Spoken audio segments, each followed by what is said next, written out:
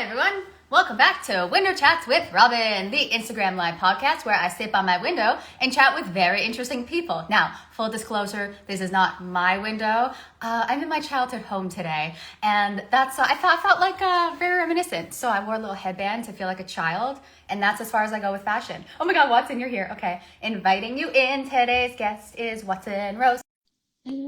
Maybe feeling it. Oh. Hi. You're Hi. so cool. Okay. I'm like, what's your hair going to look like today? Okay. Oh God, that's always the question, isn't it? That's what I ask myself every time. I didn't know you had so many different looks. When I first met you, you had a completely different look. And then I remember doing a class with you and you told me who you were and that we've met. I go, no, we haven't. I was in shock. Yeah. I don't know. It's a weird experience still. Cause, for those of you that don't know, I had short hair for 10 years. Oh. Like we're talking like shaved sides, curls on top. I had a pixie cut for 10 years. And then when the pandemic started, I just stopped getting haircuts because I couldn't. And now I have so much hair and it's weird. I look at myself in the mirror still sometimes and I'm like, oh God. But you know. Classic positive self-talk. Yes. You got to have that self-deprecation in there, but yeah. You know, it's easy when you kind of look like a sheepdog, but a very cute sheepdog. I was trying to figure out like how to, because I'm new to the bangs world. I'm like, how do I wear a hairband with the bangs? Do I like, I couldn't decide. So I'm like, I'm going to put it somewhere on my head. It matches the shirt. It's a look. This is my vibe today. Like 80s. Okay. I love it. But then I thought it like kind of matched you always have like this really cool fashion. When I saw you at the Toronto Fringe, you were reviewing some stuff. Yeah. And you had the coolest look on. Like fashion, you're a very fashionable person in my mind.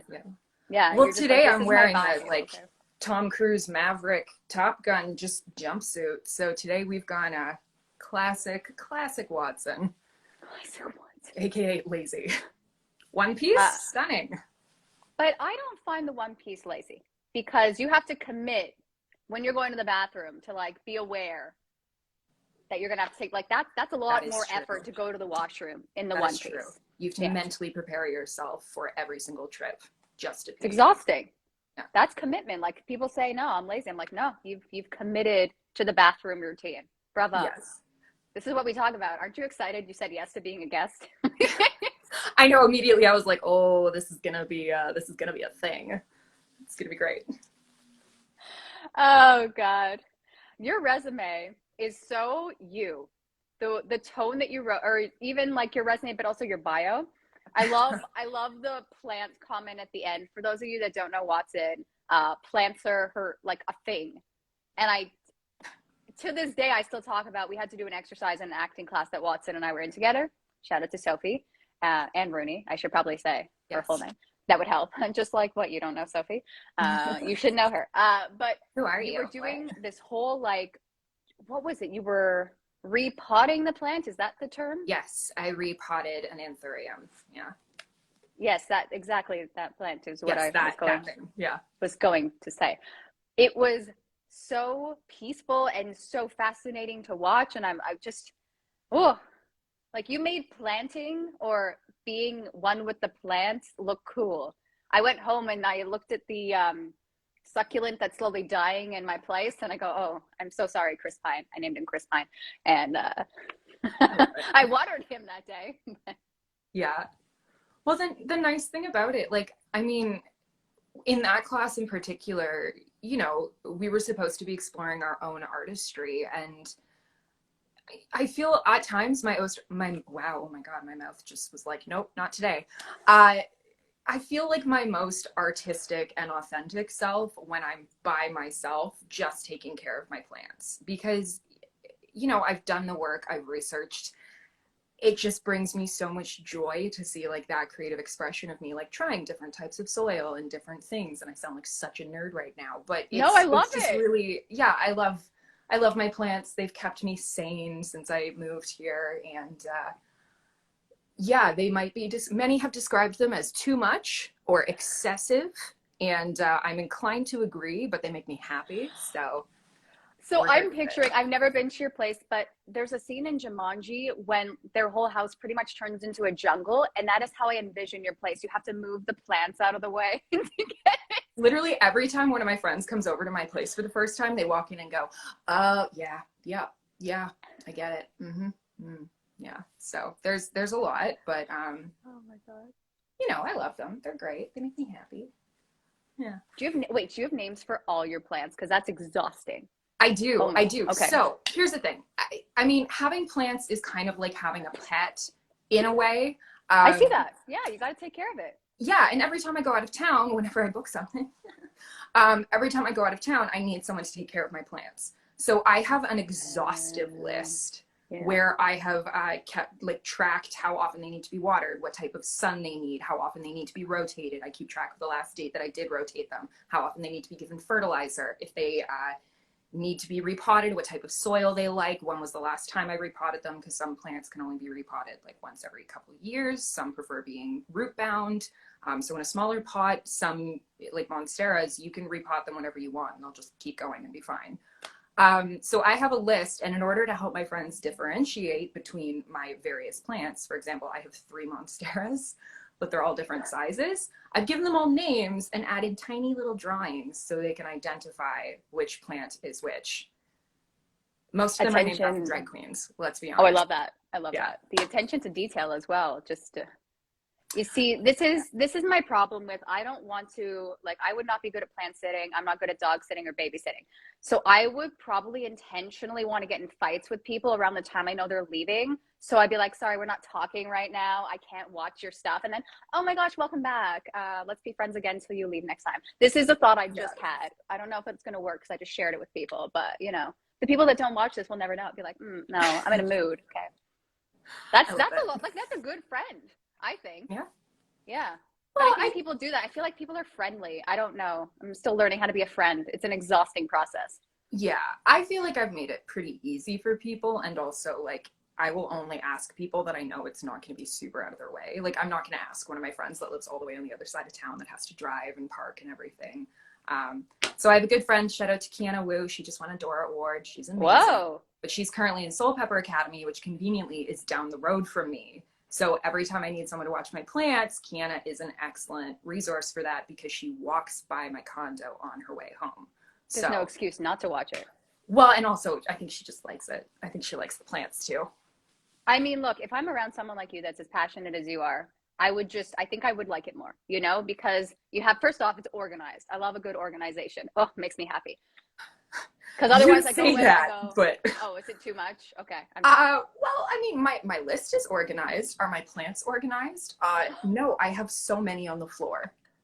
It is, yeah, it's an excellent, like, I don't have a gym membership right now because I just get to duck and weave and do like barrel rolls around my plants. It's great. That's hilarious. It's a fantastic. I would pay for this gym membership of like plants. You know how everyone does, you know, CrossFit? This is move a plant, you know, lift one over your head. This is, curls. Yeah, I got some big ones too. I can actually, let's see. This might destroy my entire setup. But if we move. Whoa! I've got many. That is obviously not all of them, but those are the window plants. I've got table plants over here. There's, they're everywhere. That's so fun. Yeah. I love that. They make me happy. It's an SNL bit. I'm working out with plants. Honestly, that's the dream. Or just like an SNL bit of all these people who like refuse to go out and they're like, I get all the attention I need for my plants. I talk to them twice a day. Oh my God. We're writing something. That's hilarious. The plants start talking to you. Something along those lines. I don't know. Look, one of my dreams is to be in a Poison Ivy movie. I want to play Poison Ivy and I want like it to start, but I want it to be like a darker idealization of Poison Ivy instead of. Yeah, because it's like, right now it's very Disney. So. Yeah, it really is. Is it? She's okay. Like, oh, I got poisoned by my plant and now I'm green and now I talk to plants. Yay, Michelle Pfeiffer. And she's fantastic. And I love that movie. Wait, no, that's not Michelle Pfeiffer. It's Uma Thurman. Uma Thurman. Yeah, Uma Thurman. Thank you. But I want it to be like she starts going crazy because she's just surrounded by plants all the time. And I feel like that's my destiny. That's my future. It's going to happen. People come and visit you, and next thing you know, you transform. Yes. I thought Have you you were gonna say spoken you're to doing Jeremy? more. Yes. A plant, not a cat, a plant. Oh God, that's so funny. Oh my goodness. Oh, that's so, Cool. it's so creative though. It's like a good idea. I like that. You put it out there. Someone watches this, they go, oh good, I was looking for an evil poison ivy that's lost their mind. Well, plus, look, DC needs to up their writing game with some of their movies, my friends. So I'll talk to some people. We'll make it happen. do something weird. Yeah, why not? I was reading your resume. You've done some fun roles. I got really excited. I saw you did Yeah. Inga and Young Frankenstein. I'm like, that is a fun role. Oh my God. That I made me remember smile. when I auditioned for that play, I was like, or that musical, I was like, this is going to be great. I will play anyone but Inga. I don't want to play Inga. Hilarious. Also, Inga's a soprano. I am not a soprano. I'm an alto. And then I went in and I was still, that was my first year at the U of A, and I was still very much in that phase of like, I haven't started to hate myself yet from the judgment and pressure of my peers. So I went in and they were like, oh, can you sing this excerpt from Inga? And I was like, heck yeah, let's just have fun. Let's be a weirdo. So I did. And then they cast me and I was like, well, she has to yodel. There's a lot of I had to learn how to yodel. I didn't fully, but I tried. You committed. Yeah, it was but let's be honest, she has the best songs. Robyn's Hey. It's the best. I was laughing so hard because I'm like, I want to do one with you. I played Elizabeth, the girl that just comes in and has diva moments. And I'm like, oh my God, to play that as you as Inga, I would just, the problem is if I did it with a friend, I would just be in awe of their acting the whole time. I'd be like, oh yeah, shoot, I have to go on stage, but I'm watching their scenes, so I can't do it. So yeah, I think that would be fun. Well, and I was raised on Mel Brooks stuff and Monty Python and everything. My dad loves Monty Python. So I had seen the Mel Brooks Young Frankenstein when I was really, really young. And so it just, yeah, it was a nice little moment of being able to kind of live in that. And also a lot of the people that were involved in that production, because that was like outside of the drama department at the U of A. It was one student in particular, Louis, trying to create his own opportunities. And he really wanted to direct this musical. And at the U of A, there's a BFA program that you have to audition to get into. And if you don't get into it, you are swept into the reject pile. That is the BA drama program, which is kind of how it feels sometimes, though. And so you had this wonderful collection of BA students who were not the actors of the program, but really just went for it. And like, my friend Braden, for example, he played Frankenstein's grandfather, and that he has an incredible, incredible voice, but just the energy he brought to it. It was so incredible being part of that production that was really just people giving it their all because they didn't typically have the opportunity. So it was a really incredible experience, and just people really doing their best work and trying to take advantage of the small opportunity they got. So it was a great time. Loved it. There's so many things I've learned, and I hate it when people say there's no small roles, because that's when I go, I'm not a lead, don't talk to me. That's what you say to make people feel better. But then I embrace the notion of a small role and just thinking what I could bring to this. And here you go. You're not going to forget this. This is my take on the small role. Enjoy. Exactly. And sometimes people in the smallest roles can have the largest impact. Like, you don't have to have 100. If you have to have 250 lines in a movie to make yourself, like, to have an impact on your audience, I'm sorry, you suck at acting. Like, you need to be able to take any role and truly make it your own and work with the material you've been given. Because regardless of whatever role you're in, you are representing a story, and that story is probably happening, and there are probably people relating to it. Even if you walk on and you have 2 words and your character isn't fleshed out and you're relegated to window washer number 12 or whatever, make the most 11, of it. Yeah, sorry. 11 was hard. Odd numbers here. Yeah. Like, okay, here's the thing. You say make the most of it, but the issue I find with on-film small roles is if you make the most of it, it's not like they're not hiring barista number 12. I'm going to go back to 12. You know, it's just literally, here's your coffee, right? So if you're like, here is your coffee. Yes. No, for sure. When I say make the most of it, I don't mean like chew the scenery, because that's just you trying to steal the scene from other people. What I mean is like, yeah, if you are playing the person that just delivers the coffee, still do the work on it. What was that person doing immediately before? What are you experiencing in this moment? How do you feel about this person you're giving the coffee to? It's the small things and the small ways that you do things. At the very least, no one's going to watch it and be like, oh, that person that delivered the coffee, like they said that so flatly, like, whatever it is. Yeah. If it's an opportunity for you to get to work on screen and take advantage of like having the cameras there and experiencing being on set, make the most of it for yourself. Don't just be mad that you only got one line or something. Yeah, I don't know. true. I teach kids, and one of the acting, obviously, one of the hardest things that I have to deal with is whenever we do large productions and we have to cast the kids. It's an extracurricular program. It gets really, really, really hard when all of the kids want the big role, because they're still at that part, like they're still at the point in their life where they're like, oh, if you have the most lines, you're the most important, and that means you're the best. So before I cast, I always tell the students, like, the size of your role doesn't matter. Oftentimes it's the people outside of the lead who are affecting the hero of the story. The protagonist is just experiencing the journey. It's the people around them that allow the journey to happen. So if you are given one of those roles, give us your best interpretation of it. Don't obsess over the size of the role or what it is. You do the work. You make it fun for yourself. You make it worthwhile for yourself. And if you're coming into this, especially for my students who want to become actors, like if you are going into acting only because you want a ton of screen time and to always be on screen, if you're not interested in the process and discovering character and working with a director and all of those things, this is probably not going to be a great occupation for you to pursue, because you're going to be miserable even when you are succeeding. Yeah. So why do that to yourself? If you're only in it to be like, I'm on screen constantly, make a TikTok. Make a TikTok channel. Ooh. Great. Why not? But yeah, take advantage of the opportunities you're given. And sometimes the shows and the parts that you immediately kind of get your, I don't know, all up in yourself about. I've been cast in parts before where I'm like, oh, that's the part I got. Those always end up being my favorite roles I've ever had, because they're a challenge. It's true. And the fact that you were willing to embrace that challenge is very helpful.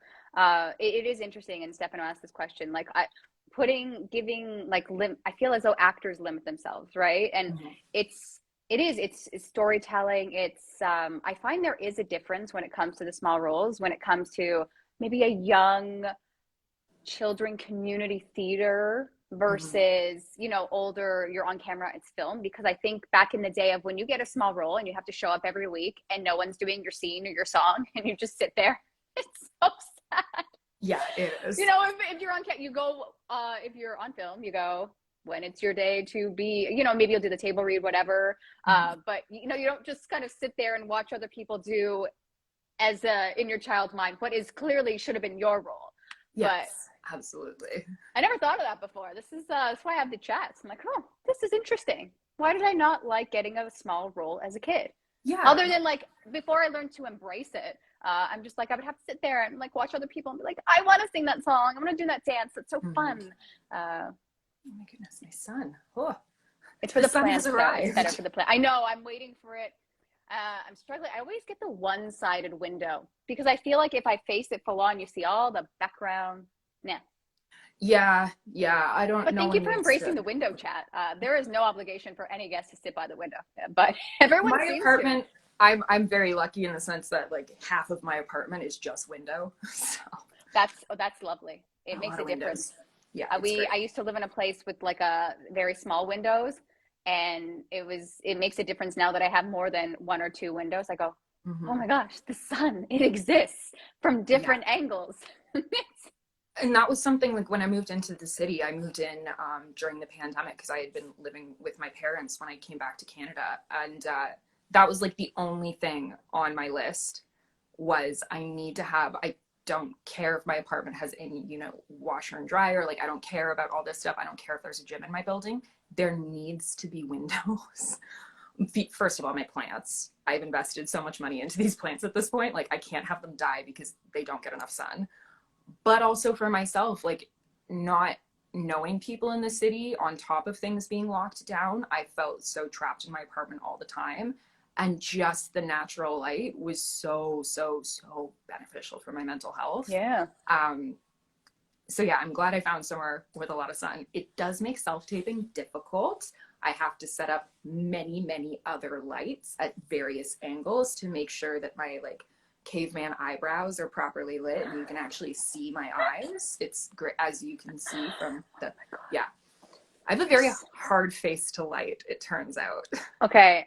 I feel like we had this conversation and I thought only someone that's modeled or someone would know this. Like, what?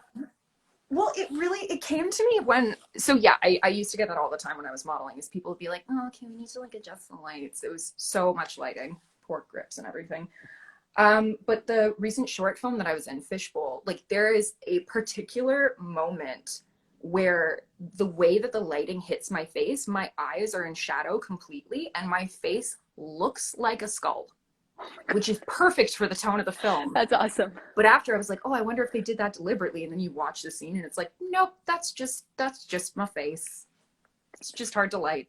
It's fine. I saw the preview for that. I like, even you were only in it for a couple seconds, but I go, oh my God, I want to know more. What is her character? Great. You look great on screen.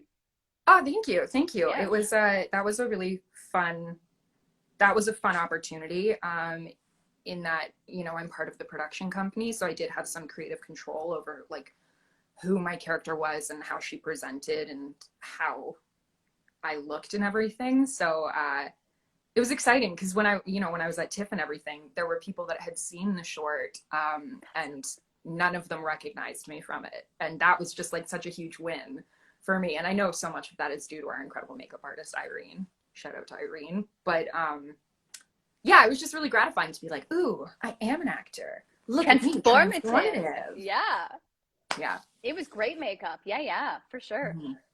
Yeah, we bleached out the eyebrows. We were on that trend before Hailey Bieber was, before all of these models were like, we were on the eyebrow trend. It's fine. They watched Fishbowl and they said, oh my God, I'm bleaching my eyebrows. That's what happened. Yeah, they were like, that creepy girl has no eyebrows. I want no eyebrows. Yeah. Okay. Yeah. I'm an influencer. So that, wait, can people watch this now or is it still doing the festival route? What's the deal? No, we're still on the festival circuit. So we're actually premiering at Ohio's Nightmares Film Festival this upcoming weekend. And our executive producer and director, who were the co-writers of the piece, Katisha Shaw and Ryan Andrews, they've been nominated for a writing award for it, which is cool. That is cool. Mm-hmm. They're okay. Whatever. No, you have a good group. How do I pronounce the name of the production company? Pardon I'm gonna me. wait for you to choke. Okay. It's Pardon Me. No, it is Psychopomp Dreams Entertainment. Psychopomp. Yes. Why pomp? So psychopomps are actually, they're a certain variety of mythical creatures. They're not gods. They're not monsters. They're kind of the in-between. Right. And when looking, because like the production company is primarily Kat, but also Ryan, and all of the films that they've worked on together kind of follow like a similar lore and mythology and everything. Right. I was laughing because I thought you meant it was primarily a cat animal. I'm like, oh okay. No, I'm just nodding. That makes sense. Yeah. Yes, we just have a cat who's in charge of everything. You guys are really inclusive. Amazing. Yeah. Mr. Equal opportunities for cats. Okay. Yeah. Yes. No. But all of the films that they've worked on have kind of investigated all of the films that they've worked on together so far that is completed. It was looking at mythology and legend and lore and all that. So yeah, to be honest, we just Googled words and I was like, Psychopomp, fantastic. And then it turns out there's a whole bunch of websites already to do with that. So Psychopomp Dreams Entertainment, 'twas born, it exists. We have a website. It is a .com website, as Robyn pointed out to me. I'm so used to .ca now. No, it was so funny because I keep seeing the commercials for .ca and I go, oh wow, I guess it worked for people because I don't know who they're advertising for choose.ca. And I clicked on it because I wanted to research for tomorrow, which is now today. Whew. I go, it's not working. And then we figured it out. It's .com. Okay. It is .com. So if you're interested, psychopompdreamsentertainment.com. Our first like official short as a group. Fishbowl premieres, at Ohio's Nightmare Film Festival this weekend, and then we Are you going going? to. I'm not going to Ohio. No, I work Okay. on weekends. I teach, but we are then going to the New York City Horror Film Festival in December, and so I am going to that. And I'll be there for a little bit. And then we're hoping to have our Canadian premiere sometime soon. So stay tuned for info on that. I feel like because it's a horror thing, I would feel the need to dress up like a scary creature. Is that too? I don't know how these premieres work. Maybe I've been to one, but I've never really clocked that I was at one. Yeah, I just want to look like creepy glam. You know, I don't want to go in like full costume and everything, but I want to do kind of creepy glam. I feel like I have an entire section of my wardrobe that is just like you are fashionable, vintage. Young lady. Every time I saw you at a TIFF thing, you're just rocking these outfits. I go, I don't know who's dressing her or if that's just in you. It was impressive. Every time, like, this is a vibe right here. You know how to work it. Is that I can say that, right? Is that creepy? I don't know anymore. No, I appreciate I've been saying that. Like creepy things lately. That. Okay. No, I very rarely buy new clothing, so a lot of that was like recycled outfits from previous events and everything. And I mean, throughout TIFF, I was fully relying on other people to tell me the tone and atmosphere of certain events. So there were at least 3 nights where I showed up and was like, "Oh, I am so overdressed." So the Hollywood North party where we ran into each other, funny. I was very overdressed for that. And then we went to another event that ended with the K-Night party. And I went with Madison and, or no, I didn't go with Madison. I went with Laura. To that one. I told her to dress up because I had been told to dress up, and we showed up at the first party and everyone was in jeans and like button downs. And I walked in in like a gown. I hate that. But also, would you rather be overdressed or underdressed?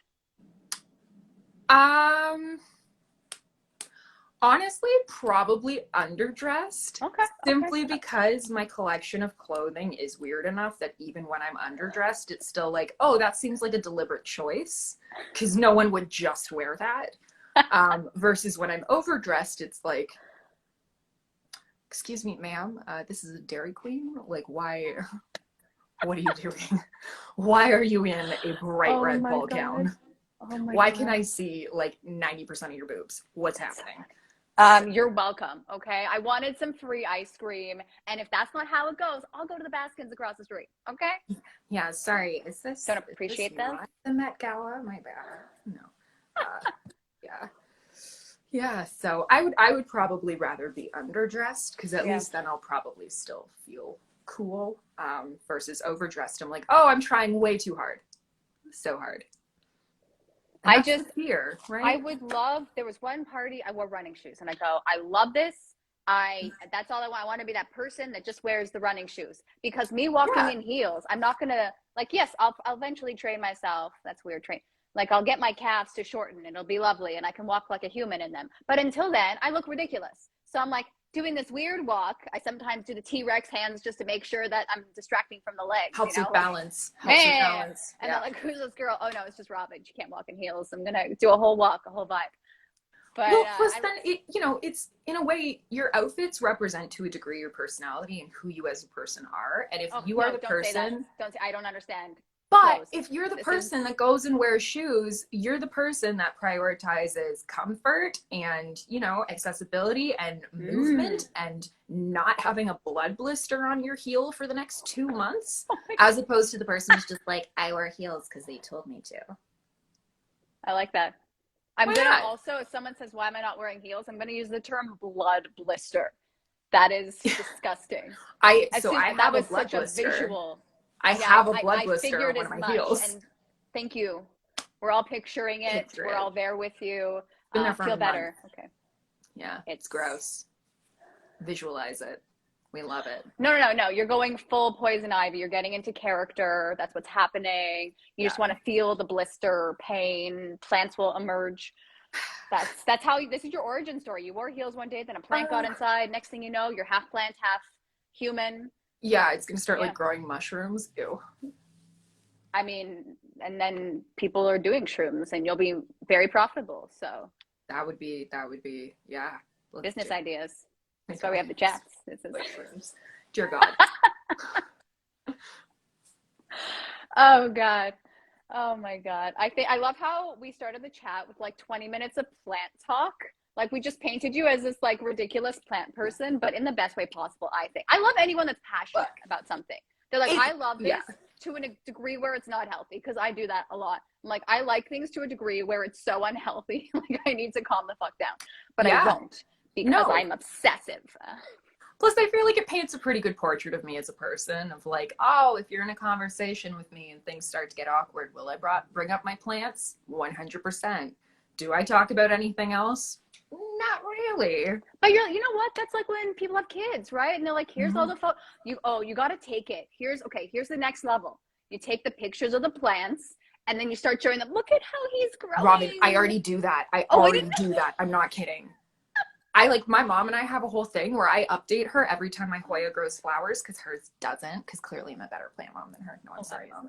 I have full on like photos of all of my plants on my phone, and if people ask, they're like, oh, so I hear you have a lot of plants. I'm like, do you want to see? I have so many plants. Let me show you these ones. Please, do you use that voice? Because that voice is incredible. Sometimes when I'm like really on one that day, yes, I will fully devolve into some sort of Eliza Schlesinger inspired caricature, and yes. This is another idea I have. I want to commit to a voice when I meet a new person, to a point where it's like, I keep the voice the whole time, and then they see me in another context, and then I just like, and then they hear me, right? My real voice. They go, wait, what? Robyn? I'm like, yeah, what's I've always been this way. What do you mean? I've always talked like this. Like, it's a really weird, it has to be completely obscure to a point where they go, that poor woman has that voice. Yes, the controversial accent trend. Yeah, where you go. It's not even going to be a noticeable. It's that accent where you go, where are they from? You know, it's like a little bit of everything, and they go, what is their origin story? And then they find out I'm just like some girl from Thornhill, and they go, oh, so she's just she's a character. Okay. I love doing that. But I used to, with my friends, like we used to go out to bars and just do random accents and see if anyone could tell. Really easy in Canada, really difficult in Europe, because they actually understand accents there. So they'll be like, what are you doing? That's not real. It's great. Yeah, in Canada, I can see that being easy. I was on the elevator with someone the other day, and I think they were Australian, and I don't know what they were saying, but all I could think of was, oh my God, I want an accent. Mm-hmm. It just makes you look cool. Like I want to be your friend more. Yeah, and it just, I don't know, it's just something exciting. You understand that they have a different life experience too, because they're not like they're, I don't want to say different, but they have an experience that I don't have, or maybe again, they could be like me and they just gave themselves an accent to be interesting. That's an interesting story. That's a future Window Chats guest right there. Yes, I do know a few people that I can confirm have exaggerated an accent in their life, and you can tell, because then when something happens, all of a sudden they don't have an accent anymore, and you're like, oh, cool, that's awkward for you. Great. These people exist. They do exist. Oh, when I come up with ideas, I go, no, this is a thing that people do. That every time I think it's not a thing someone will do, I look it up online. I go, oh my God, I can't believe someone's doing this. Because I'm trying to work on my comedy, and I go, this will be funny, like this crazy idea. And I go, people have done that? Okay. That's a choice. Yeah. Very weird. Very weird. I wanted to ask you, speaking of weird, you have a very interesting, what was the dance skill on your resume? It was, oh my gosh, it wasn't flamenco, which is also interesting. Yeah, there was another kind. Was it historical dance? Yes. What is historical dance? Okay. Okay. Let's get into this. Yes. So, at the school that I went to, they had a wonderful teacher named Diana, and Diana's job was to teach us historical dance. So the school that I went to, LAMDA, they are one of the only programs in the world that has a specific classical theater program. And one of their main focuses is classical theater.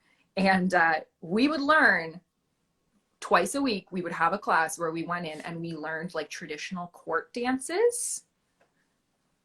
So the like step, So like the step, hop, and the yeah, we learned raise all my of these hands. different court dances. Oh, you could be in Bridgerton. Okay, you're cool. Well, so that's the thing is like in the UK, there are so many historical dramas that take place in court. So the new one that just came out, it starts with a B. It's from the same people that did Downton Abbey. Not Bridgerton. Does it start I with know B? what you're. Yeah. Yeah, I've seen the trailer and I go, "Is this Bridgerton?" But it's not. It's not, no. But anyways, a whole bunch of people from my program are actually in that show as background dancers. And Diana just hired people to come in and like they're literally doing the court dances that we learned in class. So yeah, if we need to do the like on tiptoes, step, step and sink, and step, step in sync, and hop and 2 and 3 and round in a circle. Now we go and switch the partner and bow. Like, yeah, I had to do that for an entire year. That was one of the only classes at LAMDA that everyone had every single semester until we studied Spanish Golden Age theater. And then we started doing like flamenco. But yeah, up until then, it was all like, and round the circle, and there was a courtroom piano, and la da da da da. It was great. I want you to like meet a fellow classmate at a bar and just start historical dancing. It's gonna happen sometime. Like we just need some old timey music and alcohol. Yeah. It's gonna happen. I love that though, because I always wonder how do they learn those dances on set or apparently at LAMDA. So Yeah. that's Well, and Diana, like that is her specialty. That is what she teaches. She is a historical dance professional. She goes into different TV series. She used to teach at LAMDA. Like that is her job. That's what she does. Can I say a cynical comment? What Yeah. if she's just making up shit because no one can refute it, right? They're all dead. Oh no. Or Diana is a very, okay. very serious British lady who takes her historical dance very seriously. And Okay. yes, Sam knows. I see Sam commenting with the back. Sam is aware. Yes. She takes it very seriously. And she is the sort of person where like, even if you're not raising your heels high enough, she will tell you if it's historically accurate. So yeah, she's very hardcore. She has done the work. She understands. It's great. I love that you just have that skill in your back pocket. I love reading people's resumes. I hate reading my own, but I love reading other people's resumes. Well, and that's the thing though, is like, it's kind of a shame. I mean, no, it's not a shame. I'm glad I learned it and it was really cool to learn. But I feel like for the students that live and stay in the UK, that is a genuinely relevant skill. You will probably need that in your pocket. In Canada as a country is still like incredibly young as like our colonialist nation. We are still very young. We don't have a need for courtroom dances. So Yes. Realistically, the chances of me ever actually using this skill on stage, unless I'm like in something at the Shaw Festival or Stratford, and even then they tend to be doing more modernized adaptations of things now, or not adaptations, but more modernized like design-wise visions of these classical shows. I will probably never use that skill, but for my peers that are still in the UK, like that is actually something that, yeah, is really good for them to have in their back pocket for when they need it, because they probably will at some point. I want you to book something needing this skill, and then I will play this component of the chat back and be, remember when you thought you wouldn't need it? Well, and look, like there are some British-based series that have done casting out of Canada. So like the Vikings series, a lot of the actors in the original Vikings were Canadian. And then when they did the spin-off, Valhalla, not as many Canadians in it. It was more Brits. Speaking of Sam 84763 in there, that's my friend Sam Stafford. I went to LAMDA with him. He is in the TV series Vikings Valhalla. So check him out in that. But yeah. Like, well, what's with the Sam, what's with your numbers? What's with the username? I always have questions about the numbers. Message me privately. I need to know. Like, where are they from? It's his social insurance. No, it's not. It's not long enough or short enough. Okay. Yeah. So it's a bank pin. We had like one of those little conversations when he was doing it where I was like, maybe I can audition for and get cast in this show. But no, at that point they were focusing more firmly on people with the authentic accent rather than people just approximating the accent, which is fair. Yeah, I can see that. I resent it, but I understand it. I resent it only when the rule isn't for everyone. and they make exception because of star power or something, and I go, but it's fine. Yeah. Oh God, I don't want to talk about it. So many bad accents. Sometimes in the best possible way. You know what? When I see a bad accent, it gives me confidence to know, you know what? If I fully commit to an accent, I can do it. Yeah. Well, and like the thing is, I don't know. I feel like I try not to go too far. What was your accent? Like a Southern accent? I go, I didn't know she had this in her accent. Yeah. I mean, to be fair, it wasn't the Southern accent I should have been doing, because we were supposed to be doing Mississippi accents, which are pretty difficult because they're similar to Kentucky, but they're softer. So of the three of us, like Miles and Laura and I, we were all doing different Southern accents. I was doing straight up Georgia. All three of you say, like, it just worked. That's the thing. You all committed to your roles. And that's why when it comes to accents, you did your choice, but you committed to the character. And I felt that all three of you were sisters. So yeah, that was a fun time. But yeah, with accents, I find, like, again, we tend to take them so much for granted here. I know that there are schools in Canada that do accent development courses and everything. And I try not to go too far down the rabbit hole of like comparing UK theater to other places, simply because they have resources beyond what we can even picture when it comes to theater here.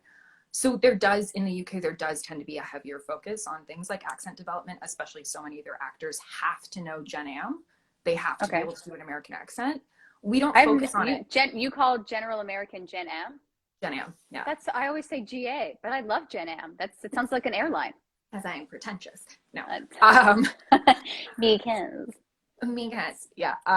But, even at LAMDA, we start learning when we talk about accents, we learn not only about, now my brain is forgetting the name of the alphabet.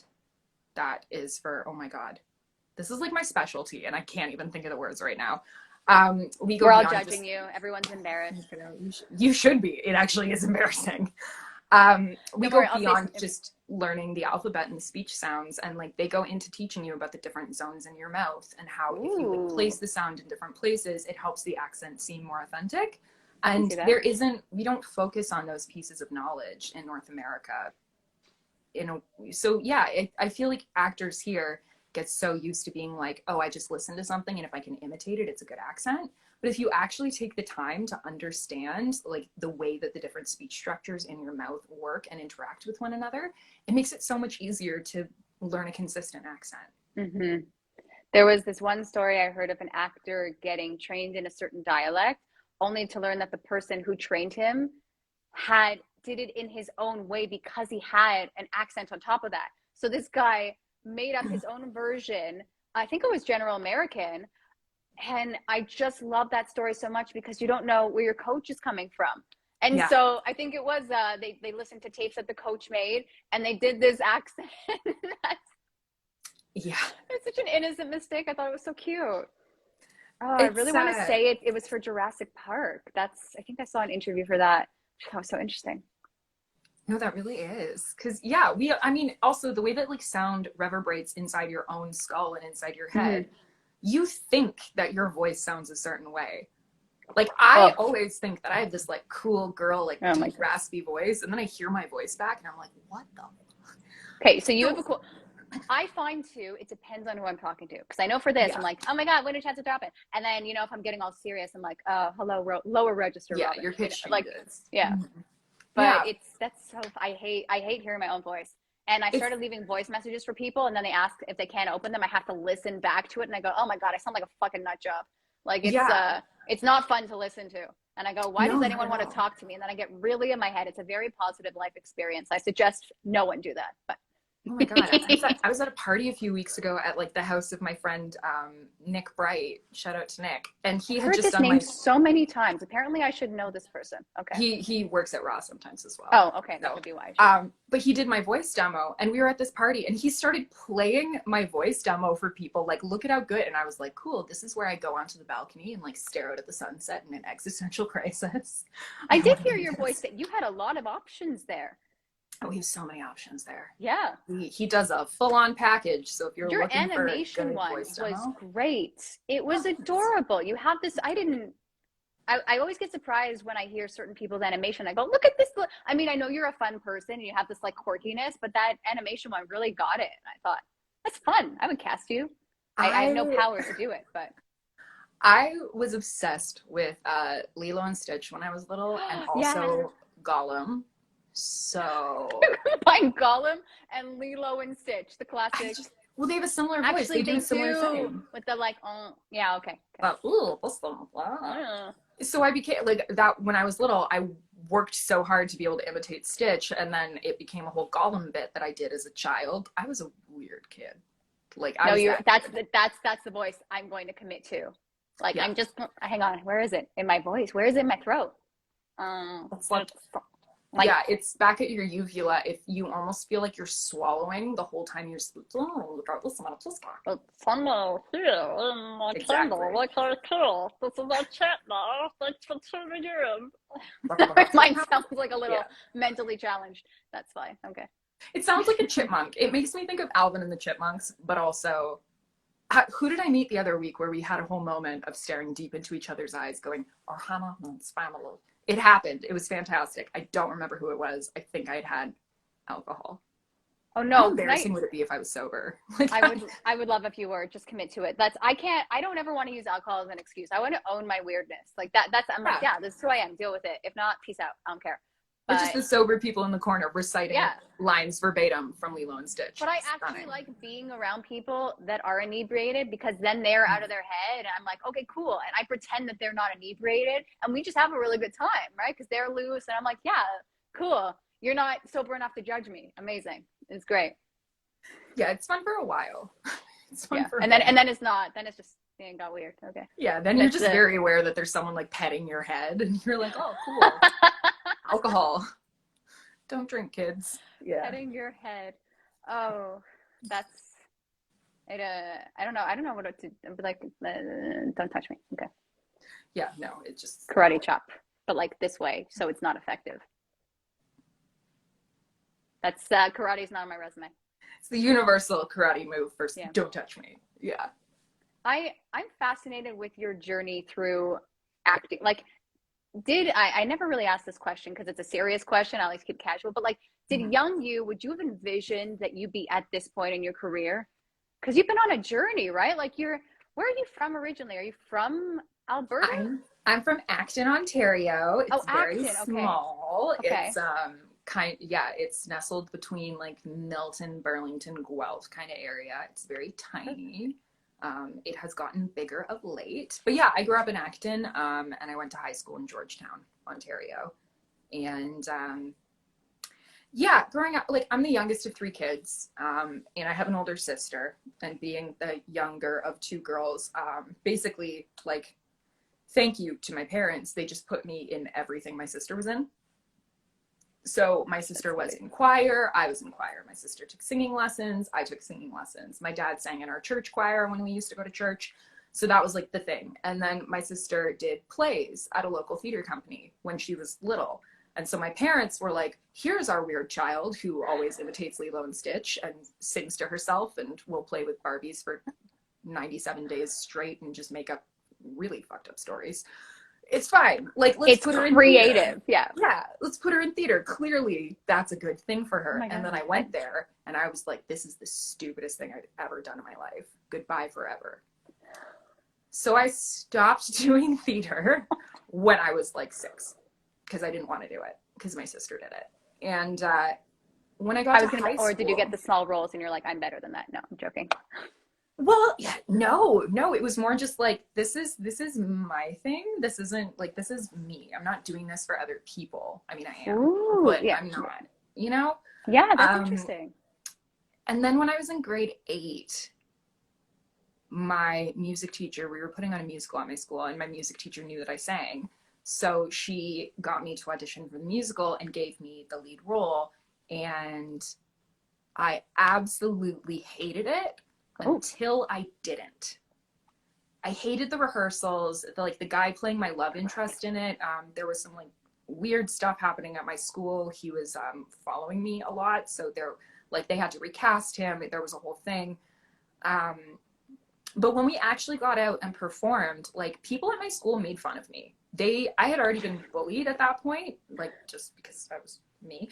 But like I got made fun of a ton for being in a musical. But at the same time, like the first night we performed, there was a moment where I just became so aware. I was like, oh, I have them. Everyone is perfectly silent and they're all really invested in what's happening. And then afterwards, even though people made fun of me, I was kind of like, I don't really care what you think because I know how I felt when I was performing. And I know that this resonated with you. Like, I know that. So when I got to high school, I was always a music nerd. Like, that was my thing. I was in a ska band. It was great. And when I got to high school, I became friends with someone who went to a local theater company, and she was like, "Hey, you should just come with me. You know, they do classes. It's like it was a like community theater group for youths. The Georgetown Little Theater, fantastic place, loved it. And I ended up auditioning for the Crucible and got cast in it. And then I basically spent the next 4 years holed up at the GLT. I learned how to build sets. I learned how to hang lights because it was a community theater, so we had to do everything. I was like one of 2 students that would volunteer to help build sets. And yeah, so I just kind of learned every different aspect of theater. And even if there was a year where I got a smaller part, I would try to figure out where else I could help. They had an incredible costume shop in the attic with like hundreds of costumes from past shows that had been donated and everything. And when it came time for me to go to university, I really, like, I had no idea what I wanted to do with my life at that point. I didn't know. So I applied to a different program at every single school I applied to. And yeah, I auditioned at Juilliard just because I wanted to see what would happen. I, you know, auditioned at Ryerson. And at the end of the day, my aunt's best friend was the voice program, the head of the voice program. They do a master's in voice pedagogy at U of A. They're the only program like it in North America. Her name's Betty Moulton. She used to be the head of the program. My aunt was best friends with her, so I got to go to the U of A and shadow their BFA acting class for a day. So I did that, and I just like Edmonton as a city, I feel like it's shit on a lot because it's in Alberta, and it's not like at first glance, Edmonton is not a particularly attractive city. It hasn't necessarily been planned that well because it's actually 2 small cities that kind of just merged. But being in Edmonton, there is such an incredible like creative spirit all throughout the city. And I think a large part of that is because it is a university town, like it is built around the University of Alberta. Yeah. So even beyond the BFA program, because after my first year, I realized I didn't want to be in the BFA program. I didn't want to be like limited in what I could study at school. The Fringe Festival there, I think it's still the 3rd largest Fringe Festival in the world. There's so much independent theater. There, you can walk down White Avenue, which is attached to the university, and find like a live comedy show, live music, live improv, whatever, every night of the week. It's an incredibly artistic city. So it wasn't even so much the school that sold me on it, it was Edmonton itself. And also at that point, I was in that place where I was like, I need to escape. I need to get away from all these people and my family and all this. And then my family followed me. Oh my God. So yeah, they all moved to Alberta as well. Yeah, so I did the program. I mean, look, honestly, you just sold me on Alberta. So if you sold your family half as well, I get it. Edmonton is a great city for artists. And I think we find a lot that like Edmonton artists will find that there is like a ceiling they can reach very quickly in Edmonton. So then a lot of them come to Toronto and a lot of them end up going right back to Edmonton. Oh, interesting. Yeah, which is, and it's not because they can't get opportunities here. There are like a ton of Edmonton actors that were just in Queen Goneril and King Lear at Soulpepper. It's just, there is a certain creative spirit and like collective creativity in the community in Edmonton that I think keeps drawing people back, which is fantastic. But after that, like I had done the BA program, I didn't do the BFA program, and it became very clear that there was a reason at the time, which I think they have started to address. It just became clear that like people weren't happy in the BA program at the U of A. And so in 3rd year, I ended up like, I did a semester abroad because I just couldn't be there anymore. It was a weird environment at the school. And when I came back, I decided, I was like, I need to continue my acting education because I still have so much to learn. And if I were to enter the industry as a professional at this time, I think I would burn out really quickly and I would give up. So I need to learn more to better prepare myself for this. So I had a list of schools. That was exactly one school that I was interested in. And I submitted to, I'm one of those people where if I see something really inspirational, I am easily influenced. So I will be like, that is my new mantra. That is my life motto. This is how I live my life now. And at the time, I had seen an interview with someone, I don't even know who, talking about the value of understanding classical theater and understanding rhythm, meter, and rhyme, iambic pentameter, how to use those very particular technical tools as an artist. And immediately I was like, yep, in order to be a good artist, you have to understand classical theater. So I've heard that a lot. I have heard that a lot. Yeah. And I would say it definitely worked for me, but I decided right then, I was like, I want to go to a classical theater program, not because I want to do Shakespeare for the rest of my life, but because if the base technical tools are where I feel I'm currently lacking, those are the tools I need to develop. Because I feel confident in like certain techniques. I feel confident in realism and doing, different types of theater, but I want to make sure that my understanding of text is up there. So I decided I wanted to audition at LAMDA. They have a specific master's degree in classical acting. So I was like, that's for me. That's the one I'm going to audition to. And prepped for it, told everyone that I was applying to it. Because up till that point, I was still living in that like imposter syndrome world where I wouldn't tell people when I was auditioning for things because I didn't want people to know if I didn't get them. But I still do that. I'm like, no, I don't have any auditions. I just submitted one. I hope I get it. Okay. Exactly. But when I auditioned for LAMDA, I was like, I feel like I will be more motivated and I will work harder if I know that people know. So I told like everyone I knew. There was mixed reactions. And I went to San Francisco to audition and I landed in San Francisco and I got bronchitis. Oh no. And it was, you would think, oh no, it was the best thing that could have happened to me. Oh, it was the best thing that could have happened because the moment I got bronchitis, part of me gave up and stopped trying so hard. And again, I know like for me, trying too hard is a huge fear, but it's also been a reality where a lot of the acting that I was doing, I was trying so hard. There was no subtlety to it. There was no nuance. There was no truth to the characters I was bringing. So when I got in that room, first of all, I was really nice to everyone in the waiting room. So I was like, doesn't matter. You're never going to see me again because I'm not fucking getting in. And then I walked into the room and met with Rodney Cartier, who was the principal at LAMDA at that point. I think now he's actually running the program that I did. He's the coolest person I've ever met in my life. And I walked in and started speaking and he just went, oh my dear, can I get you tea? And went and made me a tea and then came back and we just had such a lovely chat and there was no pressure. I felt so free in that audition because I was like, there's no way I have no voice. I sound like shit. I sound like a toad. I'm not getting in. Fabulous. And I got in. But I got into a different program than the one I auditioned to. So they accepted me into, because LAMDA has 3 main programs for acting. There is the 2-year, it is now an MFA, but at the time it was a diploma program, a 1-year MA in classical acting, and then the 3-year BA. I was accepted into the diploma program, so the 2-year program. But in the States, it's really easy to get funding for those programs. In Canada, they have extreme limitations on what you can ask for funding for. So because it wasn't it wasn't actually a degree program, right, I couldn't get any funding for it. Oh, so God. I, at that point, couldn't afford to pay for 2 years of school in a different country between the tuition and moving there and paying international student fees and council tax and everything. So I ended up asking if I could be in the 1-year program instead. And they were like, sure, great. I don't regret doing the 1 year.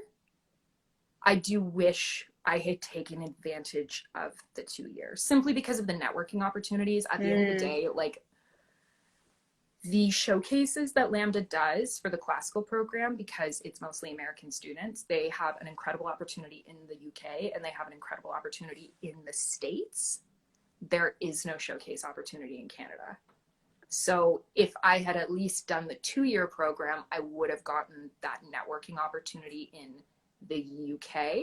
Mm-hmm. And like, you know, it's never a guarantee, but several of my friends who did the 2-year program who are American booked UK agents through that showcase. Right. And we didn't have that opportunity. So it made it more difficult when I was planning on staying in the UK to work there.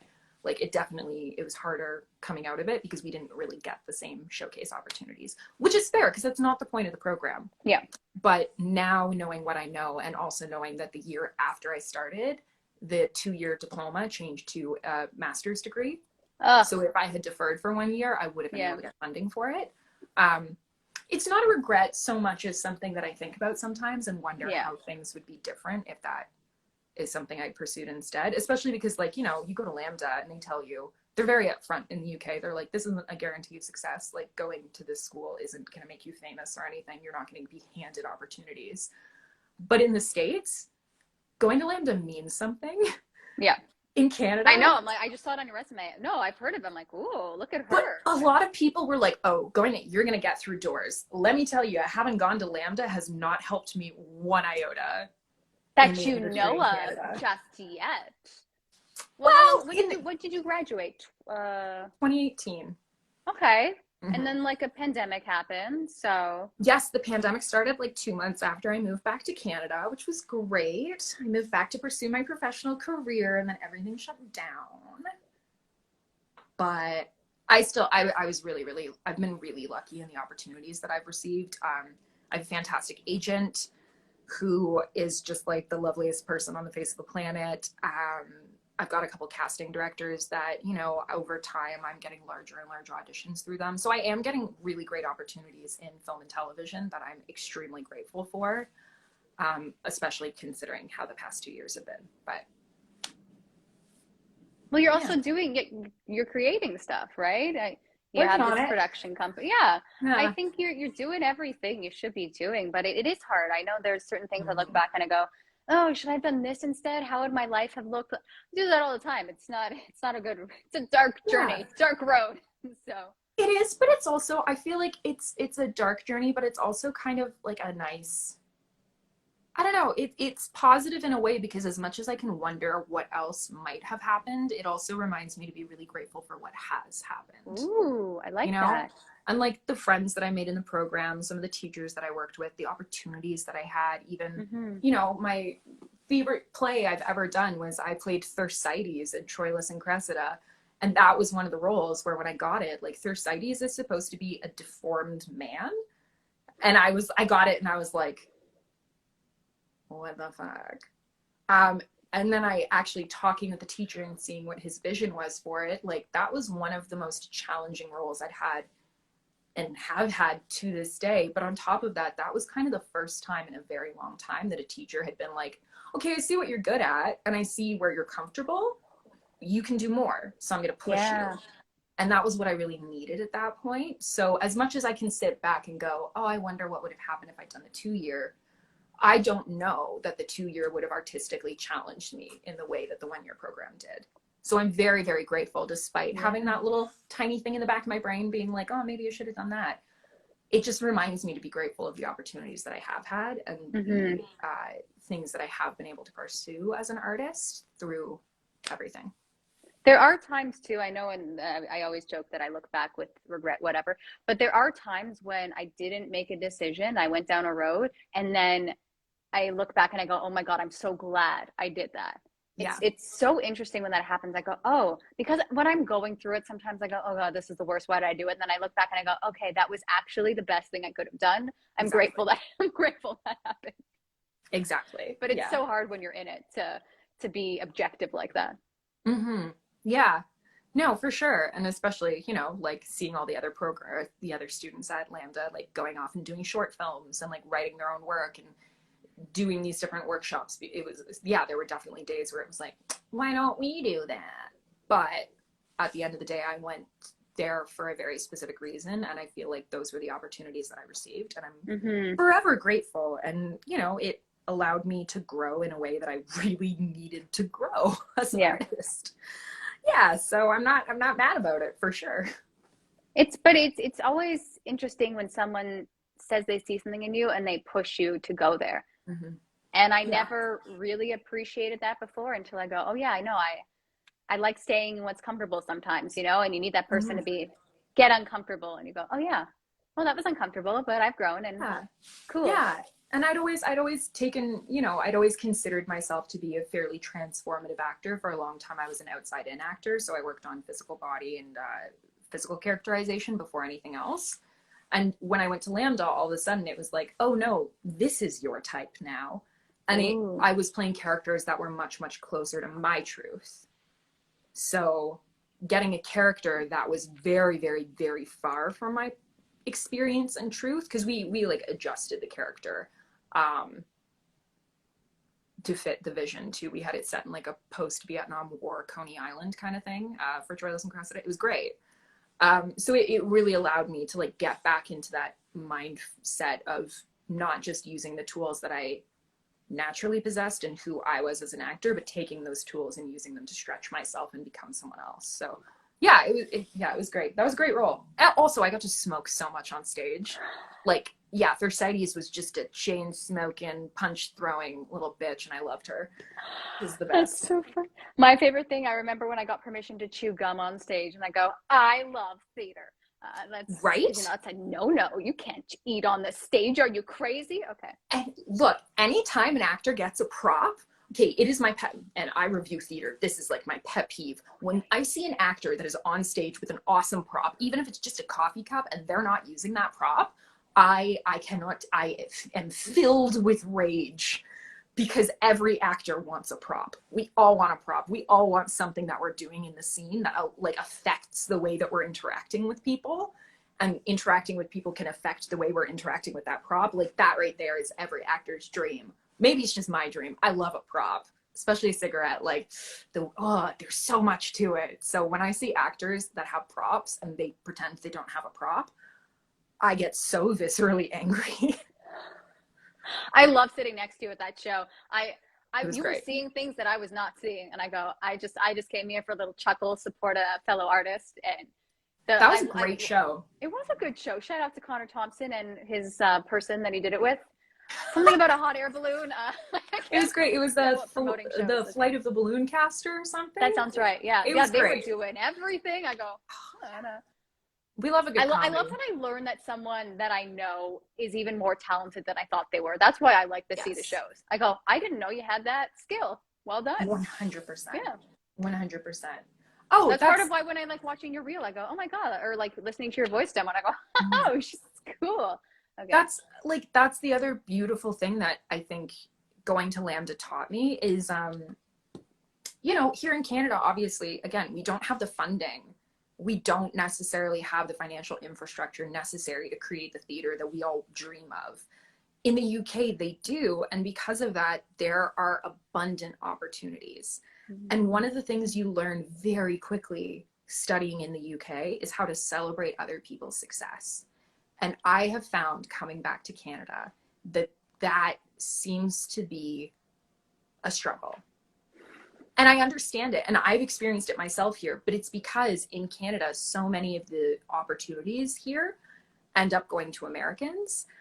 There's just like this general sentiment amongst Canadian actors that everything is still competition. And it is to a degree, and competition can be healthy.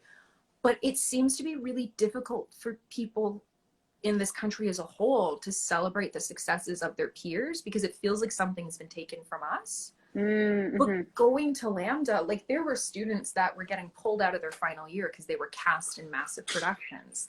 There were people flying across the world to go shoot series other places. Like, for example, Blue Del Barrio, who's in Star Trek Discovery, they play Adira. They went to LAMDA when I did. They were in their third year when they got cast as Adira. So they were like navigating being an American in the UK who was cast in a lead role in a series in Canada. but there was always this sense of support because there was the understanding that opportunities were not limited, and the accessibility of theater for artists there as well. Like, you don't have to have a massive resume to audition at the National Theater. I literally emailed the National Theater and was like, hi, can I come audition for Hadestown? And they were like, yeah, okay. Like, that doesn't exist here because opportunities are few and far between comparatively. Yeah. So I really appreciate having been in the UK. I don't know, my automatic gut reaction when I see people creating work and sharing their work is I should be promoting that for them because they're doing an incredible thing. Mm-hmm. And yeah, I love what you said about, like, you know, you understand your friends are more talented. I think we need to do more when it comes to celebrating the talent of our peers and our friends and the people we've come up with, instead of comparing where they're at to where we're at. Yeah. There needs to be a recognition that, you know, these people are doing incredible things, and if they can do it, why can't you? Mm-hmm. You know? But you know what? If they can do it and you're not, that doesn't take away from you. Exactly. Right? And that, I think that's also, it's what you said, right? It's not a competition. And I always joke because I'm so competitive sometimes, and I go, when I see people book things that I audition for, I go, and then I see what it was, and I go, that's not me. Yeah, of course, this is exactly who it should be. I mean, it doesn't always work that way, full honesty, but when it does, I celebrate it. I don't 100% celebrate it because there's sometimes a role I really wanted and then I get sad, but I still give them a good job, but it's not like a full-on excitement. It's and that's totally fair. And that, you know, when you're going up for the same role as someone else, and then you see and they get it, and then you see the way that you did it, and you're like, well, that's not how I would have done it. I feel like there is obviously you know what, there are times though. I spoke to an actress and she said it was so affirming to see that who they cast was exactly how she'd done it. Mm-hmm. And that for whatever reason, you know, there's so much going on behind the scenes with production that she was on the right track. She understood the character, and there is something to be said for that. So yeah, I think let's just start supporting each other better. I like that. 100%. Yeah, because, you know, just because someone else is at a different point in their career at that point in time doesn't mean that you're not going to get to that point. And doesn't mean that you might get different opportunities and be at a different point that is still equally exciting for you. Right? Yeah. We're not all on the same trajectory. We don't have to be, but at the end of the day, when you're discovering not just talent, but the work ethic and the drive and the creativity of your peers, that should be celebrated regardless. I know. I wanted to celebrate one of your demos and I couldn't watch it, and there was a password on it. There's a password for my demo reel. Very annoying. I'm like, well, I can't celebrate this, so I can just listen to the voice ones. Fine. No, I'll probably make it. You gotta make some of your stuff more accessible so I can celebrate you properly. Okay, so yeah, I'm still waiting on a whole bunch of footage when it comes to my demo reel. So a lot of the footage from my existing demo is fairly outdated. And I love my stuff from 2012. I go, this is clearly who I am as an actress. Honestly, even my stuff from like 2018, I'm like, oh, that's not me. And also on top of that, nothing in my demo reel has my current hair. Like the closest thing was Fishbowl, but my hair's in French braids for it. It is in French braids, yeah. It is, but everything else in my demo reel has me with my short hair, and I look very different with short hair. I mean, I don't, but I do, you know? So there's a part of me that is like waiting until I get a bit more material that is reflective of who I am as an artist now before I make it public. Because right now, yeah, you can celebrate 2018 Watson, but you don't do that. Well, you can I always say this too, because I hate watching my old stuff and going, oh God, Robyn, terrible choices. But at least I know they're terrible choices now. So exactly. Sign of growth. Yeah.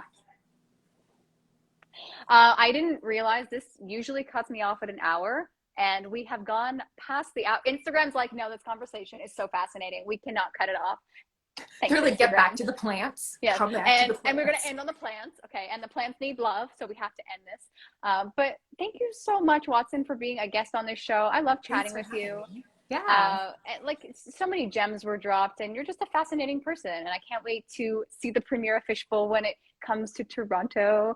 Yes, we'll hopefully have some announcements coming soon. So we will. I was told that anyone who watches our chat gets a discount code to the Look, anyone who watches our chat, like, I will take you out for coffee. Will I pay? who's to say? But I will take you for coffee. So we'll go to the place with the pigeons and get attacked. And, dear God, can we not? cannot. I'm not afraid of birds, but I've never been more. Watson and I went out for lunch and we got attacked by pigeons to a point where they were right next to me, like about to eat my waffle. I was very upset because I really wanted that waffle. It was very yummy. Okay. We were sitting at a garden table about like 2 feet in diameter, and there was a pigeon on our garden table. Just looking us dead in the eyes, just like, yeah, I'm gonna get your food. Little eyes. Ooh. Horrifying. Oh gosh, yeah, it was traumatic, but it was an experience. We lived to survive the tale. Yeah, pigeons, you can't take us down. What? And the food was pretty good. It was pretty good. The food was not to be scoffed at, so. I agree. Yeah. I tried to end this chat and then I got distracted by pigeons. This is what they do. This is what they do. They get a rise out of me. Okay. Thank you so much for chatting. Thank you everyone for watching. Thank you to future viewers. Any final thoughts, Watson, before I end the live? No. Support local artists. If you see support, oh God, my brain. Support local artists. Theaters reopen now. Go see some theater. I know that sometimes the tickets are pretty pricey, but a lot of theaters in Toronto in particular do offer discounts, whether it's a bundle or individual shows. So please go see, support local artists, especially theater artists. They've been struggling. Their industry was one of the longest shut down in Canada. So please go see some local Toronto theater. If you need suggestions, hit me up. I review it for a living. I will be brutally honest, as my senior editor can tell you. We have to edit a lot of my reviews very heavily. Oh, that's so funny. I want to read the unedited versions, but we can take that offline. No, we burn those. We burn the evidence. Just fully burn my laptop every time. Oh my God. Just new laptop. Yeah. Just picturing this like trash bucket and then you gasoline, fire. Oh, that's funny. Need a new laptop. Yeah. That's we're gonna end, but that's hilarious. Okay, thank you so much for joining me. Bye guys.